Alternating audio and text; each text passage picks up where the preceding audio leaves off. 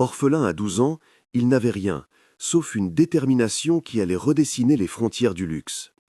Imaginez un garçon sorti d'un petit bourg bavarois, privé très tôt de ses parents, placé en pension, moqué par ses camarades et pourtant obsédé par une idée simple: mesurer le temps avec une précision jusque-là réservée aux instruments de poche. C'est cette image, humble et obstinée, qui nous mène au cœur de l'histoire de Rolex. Comment Hans Wilsdorf, parti sans héritage, a forgé une marque devenue symbole d'exclusivité et de performance. Dès les premières années, la vie de Wilsdorf impose un récit de résilience. Né à Kulmbach en 1881, il perd ses parents adolescents et se retrouve dans des institutions où la discipline et l'ordre règnent. Ce contexte le pousse à compenser le manque par l'étude et l'exigence personnelle. La Suisse, à la fin du XIXe siècle, est déjà le foyer d'un savoir-faire horloger ancien. Ateliers familiaux, compétences artisanales transmises de génération en génération et un réseau d'observatoires qui mesurent la précision des montres. C'est dans cet écosystème que Wilsdorf va s'immerger, convaincu que la montre-bracelet, alors considérée par beaucoup comme un bijou féminin ou un accessoire secondaire, pouvait devenir l'outil universel de l'homme moderne, s'il parvenait qu'à résoudre deux freins majeurs, la précision et la robustesse. À la chaux de fond, il apprend les métiers de l'horlogerie et découvre l'industrie sous tous ses angles. Des pièces minuscules aux standards de chronométrie fixés par des instituts comme Kew en Angleterre. Il passe ensuite en apprentissage et premier poste chez des fabricants, apprenant non seulement la mécanique, mais aussi la logistique et le commerce. C'est une formation hybride, technique et commerciale, la combinaison parfaite pour un entrepreneur qui comprendra vite que la montre la plus ingénieuse perd toute valeur si personne n'accepte de l'acheter comme instrument fiable et désirable.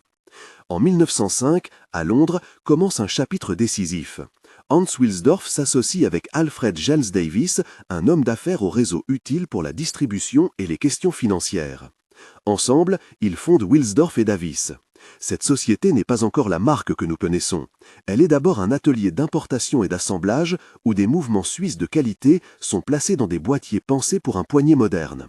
L'enjeu est double, prouver qu'un mouvement de montre réduit peut conserver une précision de chronomètre et persuader une clientèle masculine qu'un objet porté au poignet peut être aussi sérieux qu'une montre de poche. Le chemin est semé d'obstacles. Au début du XXe siècle, les montres-bracelets peinent à convaincre. Mouvements fragiles, aiguilles sensibles au choc, boîtier peu protecteur. Wilsdorf insiste systématiquement sur la certification chronométrique.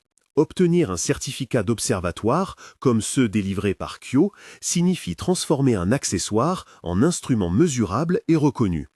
Il investit dans la qualité du mouvement et dans des tests rigoureux.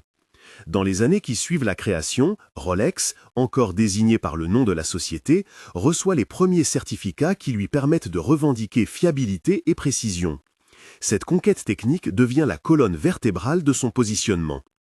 La marque que l'on appellera bientôt Rolex naît aussi d'un geste simple et réfléchi, le nom. En 1908, Wilsdorf enregistre Rolex. Le choix n'est pas anodin. Il cherche un mot court, facilement prononçable dans plusieurs langues, reconnaissable sur un cadran et qui évoque à la fois la sonorité d'un mécanisme et l'élégance d'un bijou. L'effet de marque génère une valeur immatérielle. 2 syllabes sur un cadran transforment un instrument en signe d'appartenance.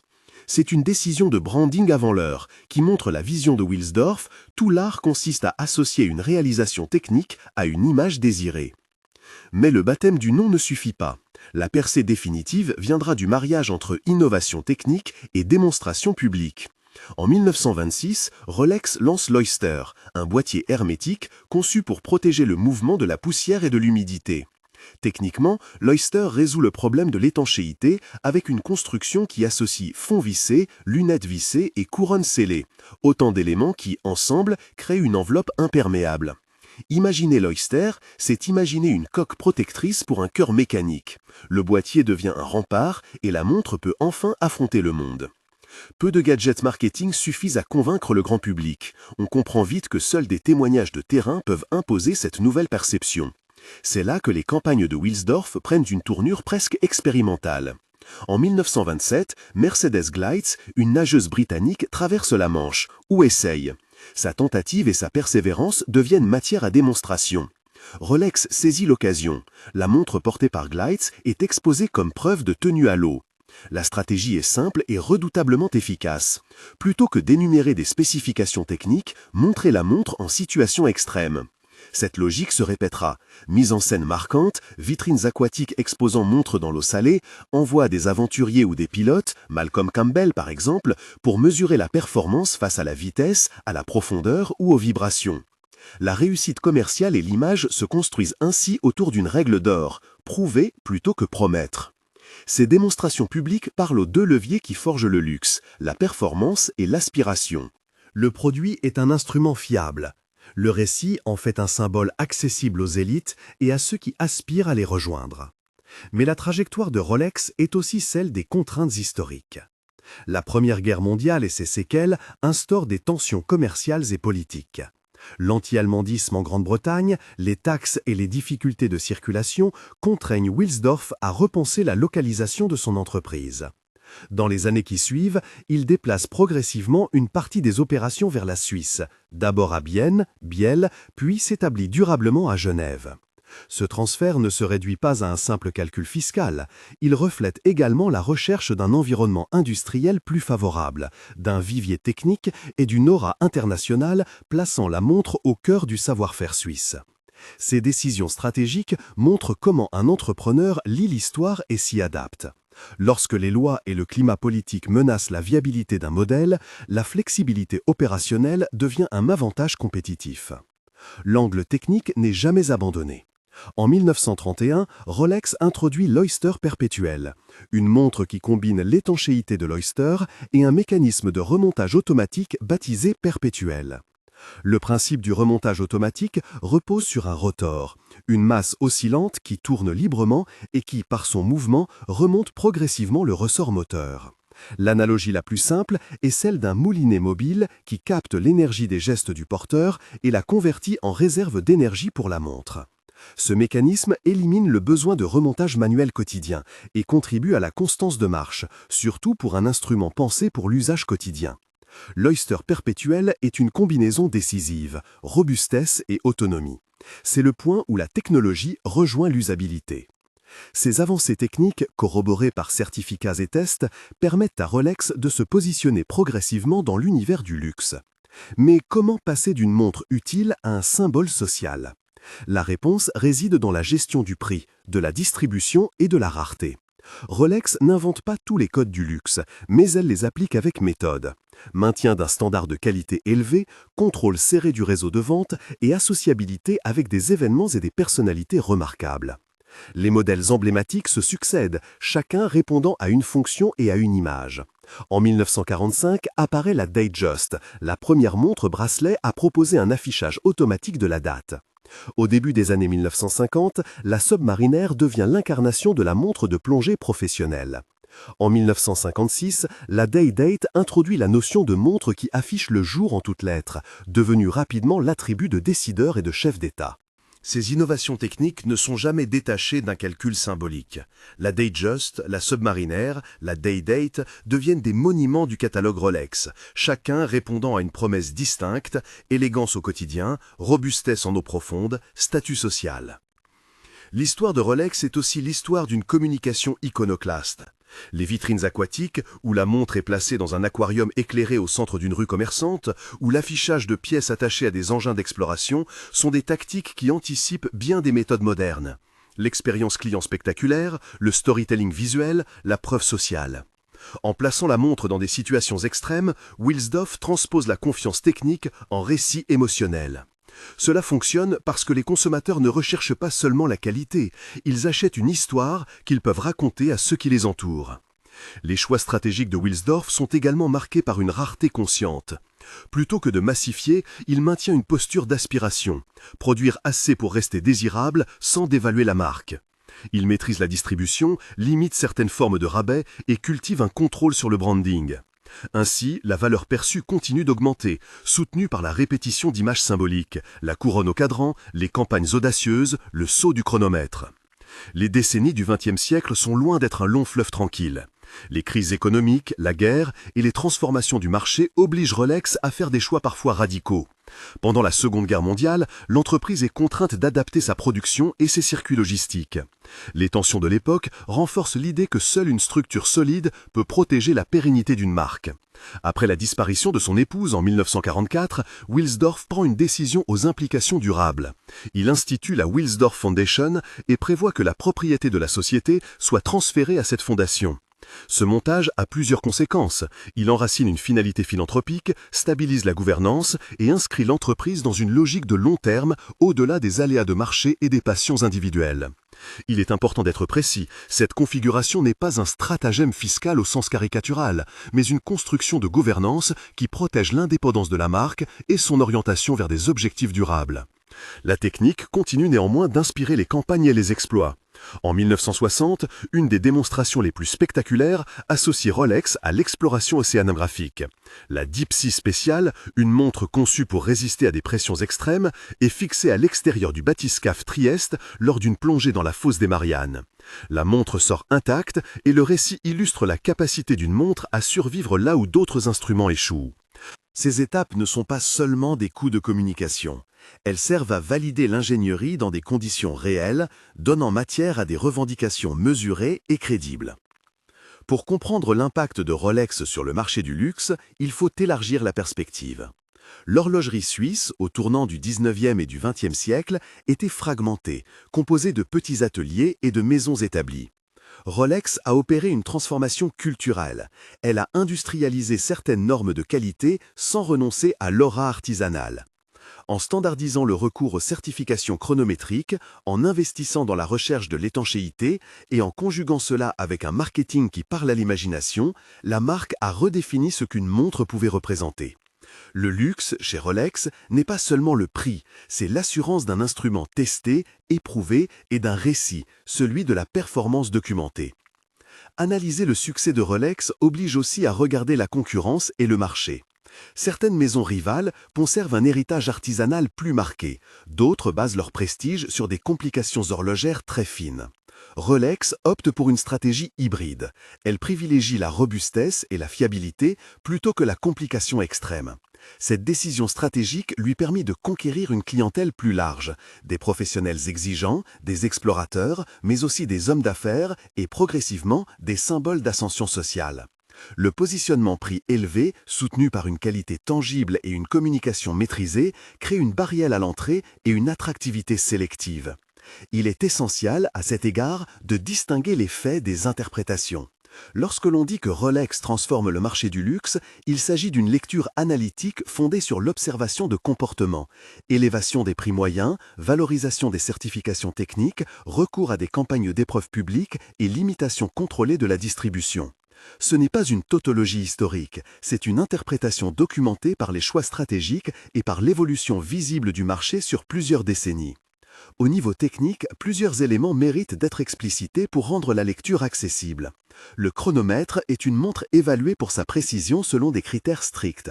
Les observatoires horlogers, comme celui de Kew, soumettent des mouvements à des séries de tests sur plusieurs jours, dans différentes positions et sous différentes températures. Obtenir une certification signifie que, à l'état nu, le mouvement respecte des critères de marche très serrés. Le boîtier, quant à lui, répond à d'autres défis, protéger un mécanisme délicat des agressions extérieures. L'Oyster, par sa construction vissée, réduit l'entrée de particules et d'eau. Le rotor automatique, quant à lui, capte l'énergie du porteur comme une petite turbine, éliminant l'obligation du remontage manuel.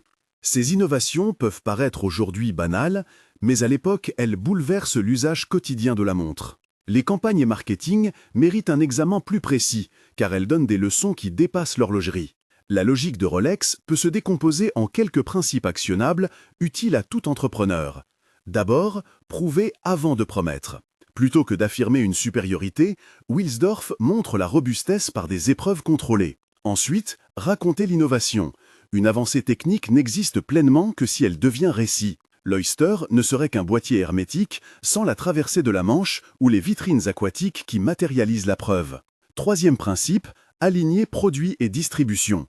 Rolex contrôle les points de vente et limite l'accès à certaines remises, ce qui renforce la perception qualitative.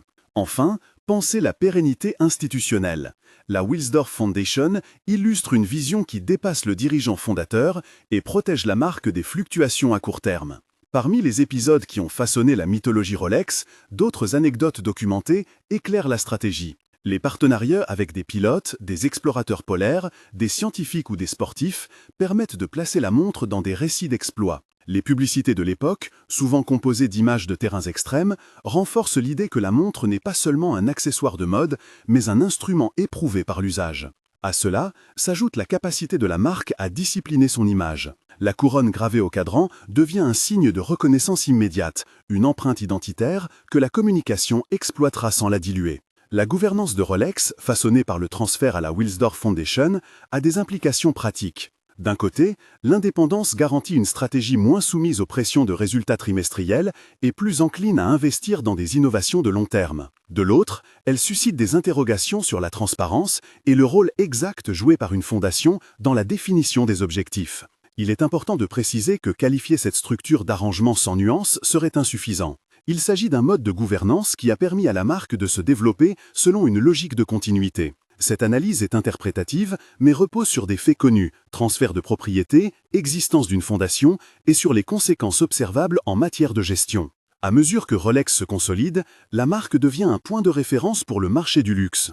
Les prix reflètent non seulement le coût de production, mais aussi la rente symbolique. Acheter une Rolex, c'est acquérir une histoire. Cette dynamique alimente un cercle vertueux. La forte demande soutient les prix, la rareté relatée par la distribution contrôlée nourrit le désir, et la visibilité dans des contextes extrêmes renforce la crédibilité technique. Les montres emblématiques deviennent des marqueurs culturels, portés par des figures publiques, évoquées dans la fiction et convoitées comme objets d'héritage. Quelles leçons tirer de cette trajectoire pour un entrepreneur d'aujourd'hui? Plusieurs points sont à retenir. Premièrement, l'alliance entre excellence technique et récit convaincant est indispensable. Il ne suffit pas de créer un produit supérieur si personne ne comprend pourquoi il est supérieur. Deuxièmement, la preuve sociale et la mise en situation concrète peuvent dépasser la publicité traditionnelle en crédibilisant la performance. Troisièmement, maîtriser distribution et image est aussi stratégique que de maîtriser la production.